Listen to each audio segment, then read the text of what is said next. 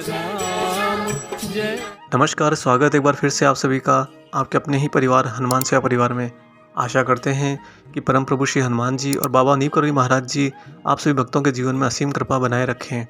दोस्तों, जीवन में जब कभी हमें अपने ईश्वर अपने गुरु की कृपा प्राप्त होती है या कभी अति विशेष कृपा भी प्राप्त होती है, तो मुख्यतः जो उसके बाद हमारी जिम्मेदारी होती है, हमारा उसके प्रति कर्तव्य होता है, वह यह है कि उस कृपा को हम संभाले रखें।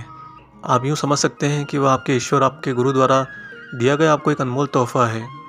अगर आपने उस तोहफ़े को संभाल कर नहीं रखा तो बाद में बड़ी ही गड़बड़ हो जाती है और कभी कभी उससे जीवन में भारी नुकसान भी हो जाता है। अक्सर ये देखा भी गया है कि जब मनुष्य कष्टों में होता है, जीवन में जब उसे कुछ आवश्यकताएं होती हैं, अपने जीवन के प्रति कुछ कमियां महसूस होती हैं, तो वह निरंतर अपने गुरु अपने ईश्वर के प्रति झुका रहता है और उनसे प्रार्थना करता है, उन्हें मनाने की कोशिश करता है।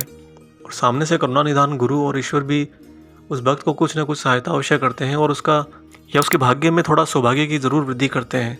परंतु ये मनुष्य और दानव दोनों की प्रवृत्ति रही है कि जब भी ईश्वर आपको कुछ देता है और या आप ईश्वर से कुछ प्राप्त कर लेते हैं इस भौतिक जगत के अंदर, तो आप उस चीज़ को बहुत ही दुरुपयोग में ले जाते हैं, जो कि वास्तव में बहुत गलत है, जो कि पूर्ण रूप से अनुचित है, क्योंकि आप उसका दुरुपयोग करके किसी से छिपा नहीं रहे हैं। आप स्वयं जानते हैं कि आपने अपने ईश्वर के द्वारा दिए गए वरदान का दुरुपयोग किया है और यह आगे जाकर आपके ही लिए उचित मार्ग की बजाय अनुचित मार्ग में आपको प्रशस्त करता है।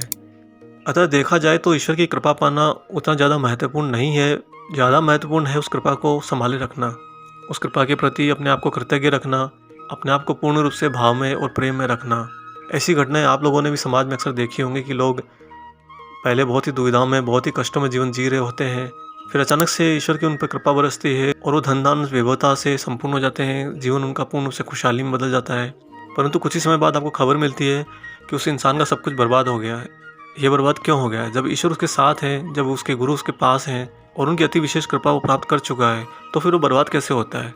वह बर्बाद होता है अपने ईश्वर की दी हुई कृपा का दुरुपयोग करके। उस समय वह पूर्ण रूप से अपनी इंद्रियों के, अपने मस्तिष्क के ही वश में होता है। आगे कभी आपको आने वाले वीडियो में आध्यात्म की गूढ़ बातें भी साझा करेंगे, जिसमें आपका आत्मा, मन, मस्तिष्क, कर्म, इन सब बातों पर आपसे चर्चा करेंगे ताकि आप बहुत सरलता से इन सबको समझ सकें और अपने जीवन में उतार सकें। क्योंकि देखिए, जो जीवन है ये बहुत सरल है, इसे कठिन और जटिल हम ही बनाते हैं। उसके बाद हम ही हमारे ईश्वर की तरफ दौड़े चले जाते हैं। ईश्वर फिर भी हमारे प्रेम में, हमारे भाव में हमें अतिरिक्त कृपा प्रदान कर ही देते हैं।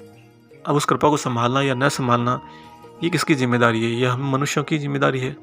आज आपको एक छोटा सा वृतांत सुनाते हैं जहाँ पर महाराज जी ने एक बिगड़ेल युवक पर कृपा करी और उस कृपा को सहज नहीं पाया, संभाल नहीं पाया। दोस्तों, इससे पहले आगे बढ़े आप सभी से गुजारिश है, अगर वीडियो अच्छा लगता है तो वीडियो को लाइक ज़रूर कीजिए। आप लोग सब्सक्राइब भी बहुत कम करते हैं।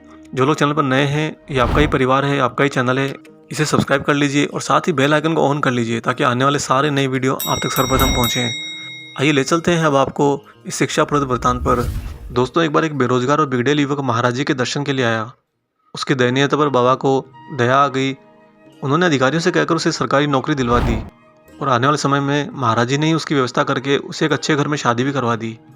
इस प्रकार बाबा ने एक अच्छा गृहस्थ जीवन जीने का सुअवसर उसे उपलब्ध करा दिया ताकि वह गृहस्थ जीवन को समझ सके, तो आने वाले कालांतर में वह आध्यात्म की ओर भी अपनी यात्रा कर सके। लेकिन चूंकि वह युवक शुरू से ही उद्दंड स्वभाव का था, ये उसकी प्रवृत्ति में था, इसलिए सरकारी नौकरी पाकर और एक सुंदर कन्या के साथ विवाह होकर वह और ज़्यादा उद्दंड हो गया, अंदर से पूर्ण रूप से अहंकार से भर गया। उसने अपनी आय से अधिक खर्चे बढ़ा लिए और धीरे धीरे उसे अपना ही गृहस्थ जीवन एक भार की तरह मालूम होने लगा। उसका विवेक लगभग नष्ट हो चुका था। वह अक्सर ये सोचने लगता कि पति पत्नी बच्चे ना होते तो वह कितना स्वतंत्र होता और वह अपने पैसे को चाहे जैसे इस्तेमाल करता।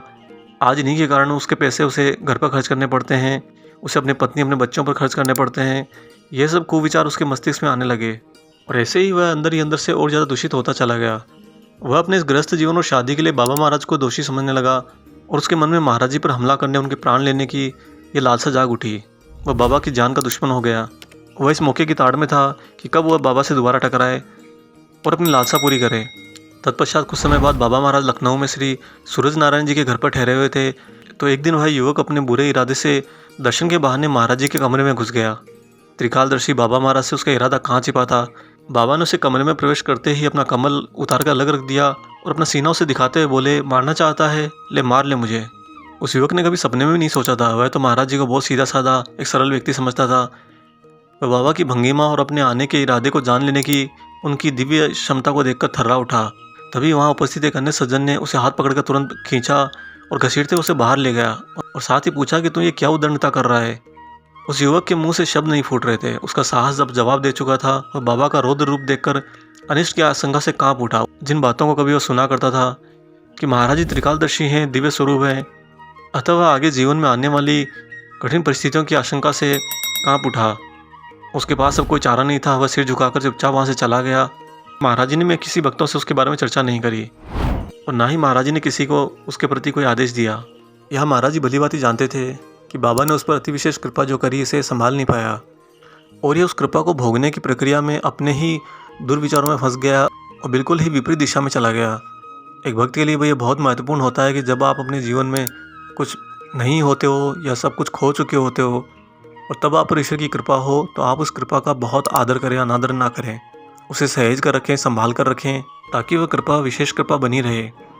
अगर हम उसके प्रति उद्दंडता करते हैं, बुरा व्यवहार करते हैं, तो वही कृपा हमारे भाग्य से फिसल कर चली जाती है। और याद रखिए कि जब ईश्वर की कृपा आपसे हटती है तो ये प्रकृति भी आपको बचाने नहीं आती।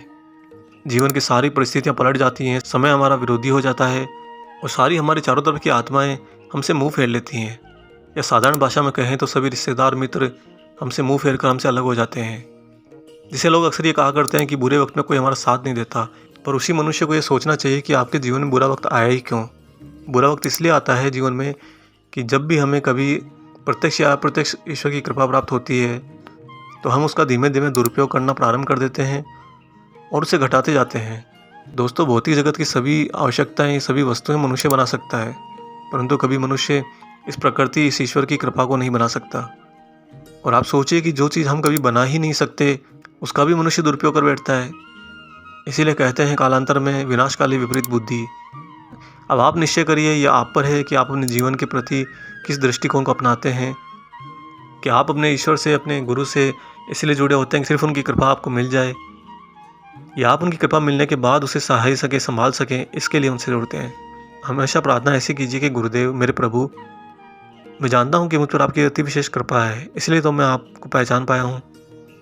अब मैं इस कृपा को संभाल सकूँ, सहेज सकूँ और इसका सदैव आदर कर सकूँ, इसका मुझे मार्गदर्शन कीजिए, मुझे सामर्थ्य दीजिए। आप देखेंगे कि आपके गुरु और आपके ईश्वर आप ही की इच्छाओं के अनुसार आपके भविष्य को रच देते हैं। आशा करते हैं आज का ये वीडियो आपको पसंद आया होगा। वीडियो अगर अच्छा लगा है तो वीडियो को जाने से पहले लाइक ज़रूर कीजिएगा और जो लोग चैनल पर नए हैं चैनल को सब्सक्राइब अवश्य कर लीजिए। मिलेंगे बहुत जल्दी एक और ऐसे ही शुभ अंक के साथ। तब तक आप सभी अपना और अपने माता पिता का पूर्ण रूप से ख्याल रखिएगा और परम प्रभु श्री राम जी का गुणगान गाते हुए बाबा हनुमान और बाबा नीम करोली महाराज जी की निस्वार्थ होकर सेवा करते रहिए। जय सिया राम।